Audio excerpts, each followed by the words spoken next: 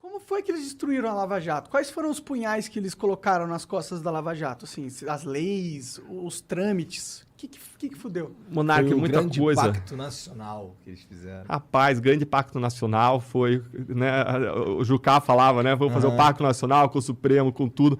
Eu vejo várias decisões que foram adotadas nos vários poderes que foram retrocessos e que minaram a nossa capacidade de combater a corrupção e que minam os resultados dos processos das investigações até hoje. Então, quando a gente olha para 2019 começou em março com uma decisão do Supremo Tribunal Federal que mudou uma regra. Então imagina que você está lá no jogo de futebol e chega no final do jogo, tá lá, vamos dizer, tá 3-1 pro Palmeiras. O Palmeiras fez 3 gols de pênalti. Não, qualquer um menos o Palmeiras. Eu não vou falar esse assunto, tá sensível esse assunto hoje. Esse assunto tá perigoso hoje. A ferida tá aberta. Tá aberta. Mas vamos lá fazer então o cenário lá, que tá 3-1, tá? E aí chega no final do jogo, vamos supor que os 3 gols do Palmeiras foram 3 gols de pênalti. E aí chega no final, o juiz, logo antes de apitar, ele fala, olha, vamos mudar a regra agora, falta dentro da área não é mais pênalti, muda o placar, 0 pro Palmeiras, 1-0 pro Flamengo, declara o vencedor o Flamengo. Cara, não faz sentido nenhum você mudar uma regra e você aplicar para trás, mudando o que aconteceu no passado. O que o Supremo fez em março de 2019? Ele mudou uma regra que existia, que era a regra de que quando existia um crime de corrupção e parte do dinheiro ia para a campanha eleitoral, ou seja, existia um crime de caixa 2 eleitoral, da justiça eleitoral, e parte do dinheiro ia para o bolso do envolvido, que era o dinheiro da corrupção, que ia para o bolso do cara. Então, quando a corrupção gerava dinheiro que ia para o bolso e gerava dinheiro que ia para a campanha, o entendimento pacífico era de que isso tramitava na Justiça Federal. O STJ tinha esse entendimento pacífico. E aí, em 2018 para 2019, o Supremo começa a debater isso e no começo, em março, muda a regra. Fala, não, agora a competência, quando existem esses 2 crimes, é da Justiça Eleitoral. E aplica isso não só para os novos casos, aplica isso para trás. E aí derruba vários casos nossos que seguiram a regra do jogo. Isso é um absurdo. Primeiro que a decisão é péssima porque a Justiça Eleitoral não tem expertise em investigar e processar a corrupção. Isso acaba quase anistiando grande parte dos casos de corrupção. Veja que a Justiça Eleitoral tem um grande rodízio de juízes e promotores porque ela não tem quadros próprios. Não tem que você fazer uma lava-jato 6, 7 anos da Justiça Eleitoral. Ela não tem especialidade nisso. É um crime muito complexo, difícil de ser investigado, apurado, processado. Então precisa de uma expertise própria nesse assunto para você trabalhar com isso. A Justiça Eleitoral não tem. Então é muito ruim para os novos casos. Mas pior, se você vai mudar a regra, você tem que aplicar disso da agora para o futuro. Senão você destrói todo o trabalho feito. E destruiu. Anulou o caso Passadina, em que o Tribunal de Contas apontou o superfaturamento de 700 milhões de dólares. Anulou o mensalão mineiro, que é um caso que não era Lava Jato, que é um caso de 97 e 98 ligado aos tucanos. Anulou um caso da Paraíba, Operação Calvário, ligado a um governo do PT. Anulou Operação Integração, ligada ao PSDB do Paraná, em que parte do dinheiro desviado dos pedágios foi para campanhas eleitorais, e anulou o caso Eduardo Cunha. E vai anular outros casos. Por quê? Porque se você voltar lá em Paulo Roberto Costa já falava, parte do dinheiro era para investir na campanha, parte ia para o bolso dos envolvidos. Você olha lá, Pedro Barus, com o gerente da Petrobras, ele tinha 100 milhões de dólares em contas no exterior. O STF já sabia disso, mas não ligava até ser politicamente interessante que eles ligassem.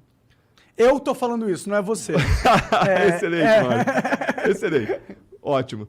Minha percepção, não tenho certeza disso. Alguns têm mais liberdade de expressão, outros menos. Né? Isso aí, né? Então, se mudou a regra e aplicou para trás. Ainda que a gente seguisse a nova regra para refazer tudo, quem garante que daqui a 5 anos não vão mudar a regra de novo?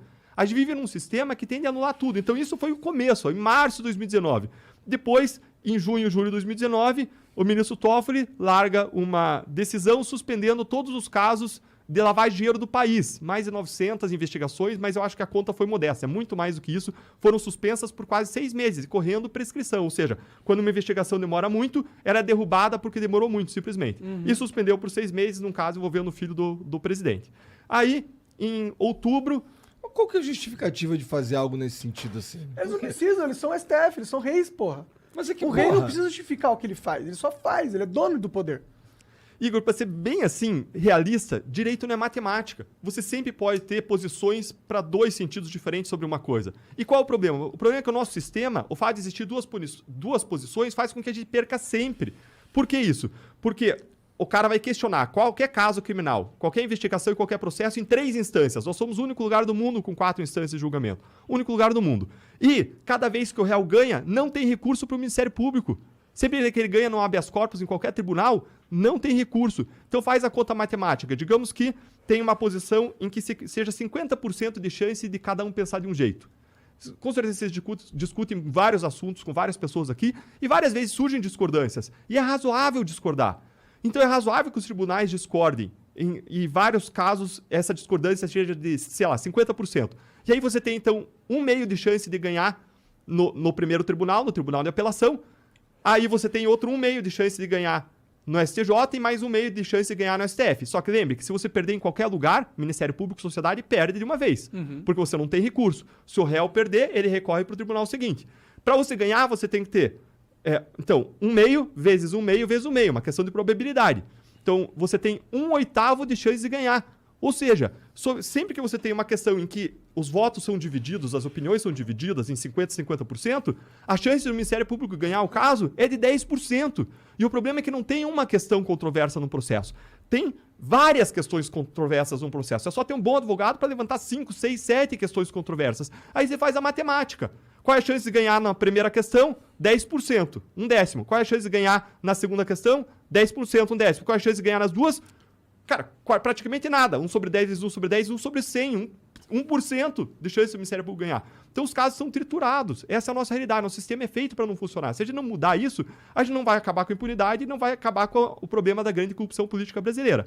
E aí, depois dessa decisão de outubro, depois dessa decisão do COAF, em que, com base numa discordância, o Toffoli ficou vencido, ele suspendeu isso por 6 meses, ele disse, não, o Ministério Público, o COAF não pode acessar informações fiscais, bancárias e mandar para o Ministério Público. Esse foi o argumento dele, tá? Contra toda a história de decisões de todos os tribunais, e ele ficou absolutamente vencido no Supremo Tribunal Federal. Tomou uma decisão totalmente fora da curva, tá? E aí você pode especular as razões, mas eu não vou especular aqui, vou deixar para o Monark, tá?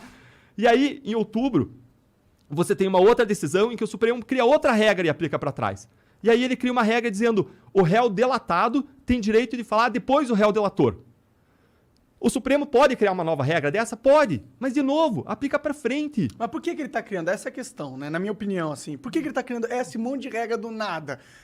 Claramente... Pra aplicar pra trás, pra fuder com os processos. Exatamente. O STF, na minha visão, ele age como um órgão em prol da corrupção. Tá ligado? Pode não ser a intenção deles, mas o resultado é esse. Agora, eu duvido qual é a intenção deles. Eu sou cético. Eu não acho que eles são bonzinhos. Essa é a intenção que eu acho que eles têm, entendeu? Monark, esse é o ponto que você colocou. Qual o efeito dessas decisões sobre investigações e processos? E com certeza atrapalham o combate à corrupção. Mas não parou aí. Criou uma nova regra dizendo isso, aplicou para trás.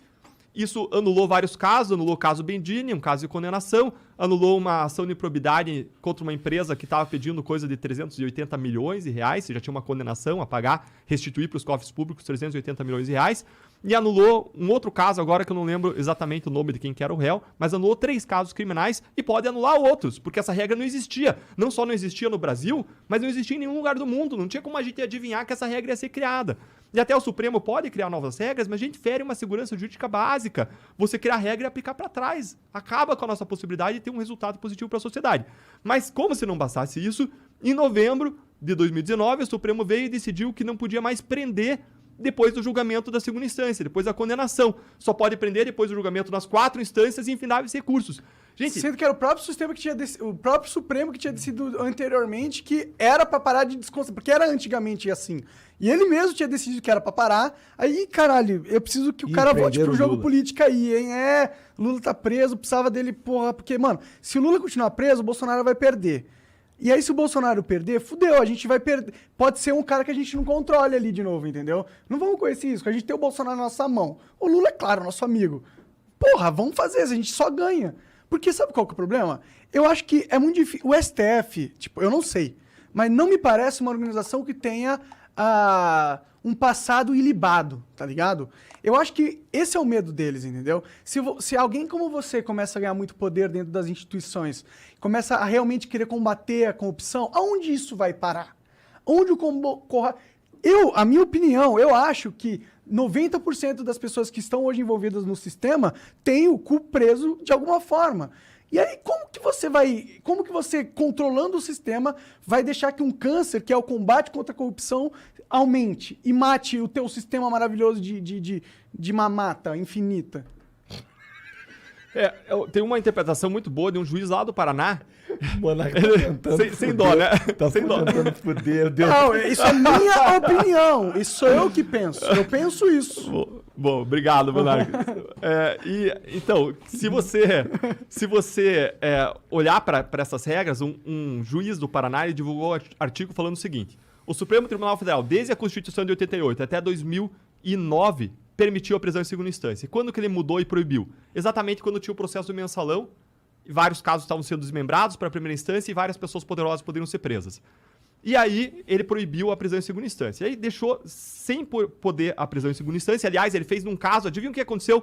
No exato caso em que o Supremo proibiu a prisão em segunda instância. Era um caso de um fazendeiro que tinha atirado numa pessoa, era uma tentativa de homicídio, ou um homicídio, mas acho que era uma tentativa. Um fazendeiro atirou em alguém que ele entendeu lá que cantou a mulher dele numa festa lá. E esse crime já tinha acontecido há mais de década. E o que aconteceu com esse caso? Ele prescreveu no STJ, na terceira das 4 instâncias. Ou seja, demorou tanto tempo que não teve punição nenhuma. Então, no próprio caso em que o Supremo definiu isso, é um caso que não teve resultado porque o Supremo definiu isso. E aí, em 2016, o Supremo volta a autorizar a prisão em segunda instância quando? Quando a Lava Jato estava atingindo mais partido de esquerda. O cara estava lá com o PT no centro do esquema, junto com o PMDB, junto com o PP, mas o PT era o principal atingido até aquele momento. Depois a Lava Jato se expandiu, se estendeu para vários outros partidos, e aí segue esse juiz federal na análise dele, dizendo que em 2019, quando o Supremo proíbe de novo, é o momento que a Lava Jato se expandiu para vários poderosos de vários partidos. E por que muda o Supremo de posição? Porque um ministro muda de lado. Um ministro, Gilmar Mendes, muda o voto dele e vira 6-5 para o outro lado. E aí, essa análise do juiz André, lá do Paraná, juiz federal, muito, muito bom, muito competente, na análise dele, ele fala, olha, fica parecendo que o Supremo está se inclinando conforme os ventos políticos, o que não é bom para a credibilidade do Supremo, não é bom para a credibilidade da Justiça. Tá parecendo pra caralho isso aí, eu digo de passagem. E isso atrapalha demais. Atrapalha não só porque a gente não alcança a justiça em relação aos poderosos, Igor e Monark, mas atrapalha porque a gente não consegue mais fazer colaboração premiada. Porque o cara, para ele fazer a colaboração premiada é uma negociação. Você não vai comprar uma casa por 100 mil reais se você tiver uma casa do lado que vale 50, certo? Do mesmo modo, o cara não vai fazer um acordo com o Estado em que ele colabora, em que ele se compromete a cumprir uma pena, se ele vai alcançar impunidade, se ele vai poder discutir o caso dele por 20 anos, alegar 1000 nulidades e buscar a prescrição e a impunidade completa. Então, essa decisão acabou esvaziando a possibilidade da Lava Jato continuar se expandindo, continuar alcançando outros crimes, novos atores. E ainda por cima, o Congresso Nacional, ainda em 2019, faz uma mudança da lei que mina mais ainda a possibilidade de fazer colaborações premiadas e que diminui a possibilidade de você prender e praticamente impede as prisões da Lava Jato. Porque diz o seguinte, a lei que o Congresso passa, no projeto anticrime que o então ministro da Justiça, Sérgio Moro, enviou para o Congresso, tinha uma série de regras contra a corrupção. Essas regras foram esvaziadas no Congresso e eles enxertaram uma regra que proibia prisões preventivas por fatos que não fossem atuais. Ora, os fatos da Lava Jato eram até 2014, 2015, 2016, aí você não podia mais prender, entendeu? Então, você foi sofrendo... O combate à corrupção foi sofrendo uma medida, um revés atrás do Sistêmico. outro. A ponto da OCDE, a Organização para a Cooperação e Desenvolvimento Econômico, montar uma comissão para supervisionar o Brasil nesse ponto. E o Brasil quer entrar na OCDE. E algo que nunca aconteceu em relação a isso, aconteceu em relação ao Brasil, de tantos retrocessos que a gente estava vivendo. E os retrocessos continuaram. Eu falei de alguns aqui. Então, a gente tem visto o nosso trabalho contra a corrupção ser desmontado. E eu posso, de novo, ficar de braços cruzados, olhando isso, reclamando na minha zona de conforto, ou eu posso, como a gente sempre fez, buscar encarar essa realidade, buscar novas alternativas, fazer mais, fazer melhor, fazer diferente e tentar mudar essa realidade, saindo da minha zona de conforto e encarando um debate político, indo